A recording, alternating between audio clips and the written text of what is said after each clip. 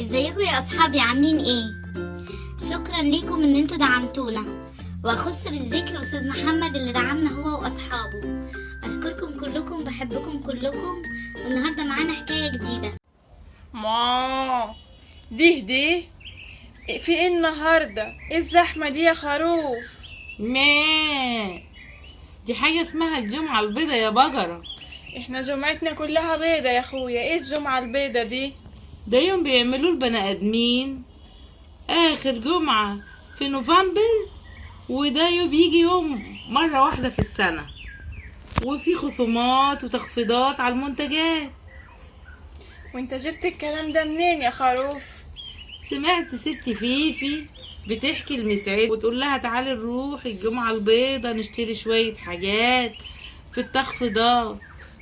تصدق يا خروف، نفسي اشتري لي هدمتين كده، ده انا هدومي دابت من كتر لف الساقية. روحي عند الحمار، ده ربنا فتحها عليه وفتح دكان في المزرعة، وعامل عرض اسمه عرض الحمير ملوش مثيل. وعنده كل حاجة من أول الجشاية لحد الصاروخ.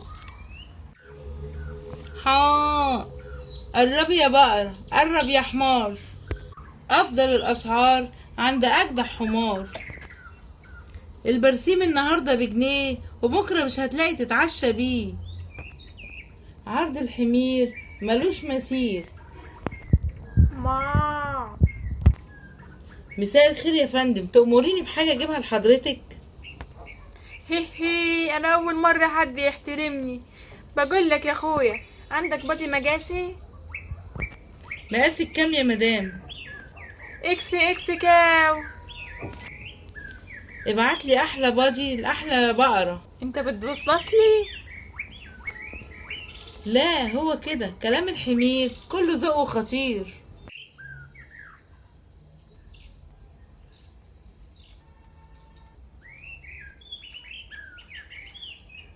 كاك كاك يا بقرة. نعم يا ام البنات. كاك، ايه اللي انت شايلاه ده؟ ده انا جبت بادي، جبته من الوايت فرايداي. وده معناه ايه يا اختي؟ روحي عند الحمار الاسمر الحليوة ده، ابو لسان زي السكر، هو هيفهمك كل حاجة.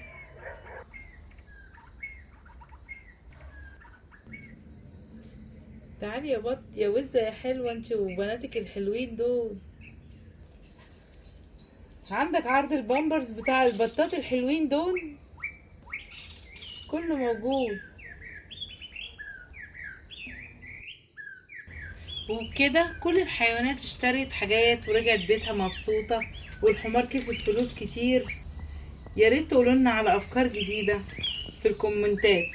مع السلامة في حكاية جديدة من حكايات المزرعة والغابة.